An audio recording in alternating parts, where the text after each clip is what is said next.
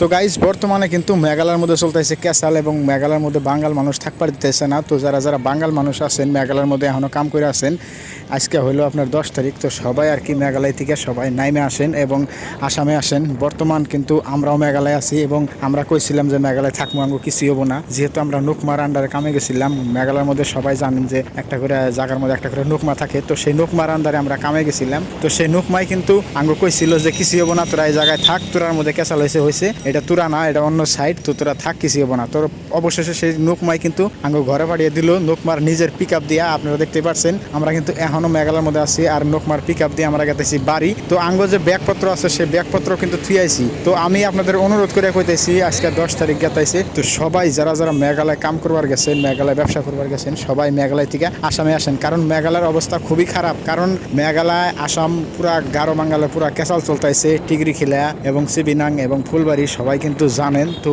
আর তুরার মধ্যেও। তো ওই জন্যই আমি আপনাদের কইতেছি যারা যারা মেঘালয় আসেন কাম করে আসেন বাঙ্গাল ভাই, তো সবাই আপনারা নাইমে আসেন, কারণ সামনে যে কি হবো ভবিষ্যৎ এটা জানা জানা। আমরা দেখেন এই যে পিক আপ দিয়ে বাড়ি গাতাইছি, আমাদের ব্যাগপত্র কিচ্ছু নাই। তো আমাদের ভাই যারা আছেন বাঙাল মানুষ মেঘালয়, তো জলদি জলদি আপনারা আসামে আসেন, আসামে আপনার বাড়িতে আসেন।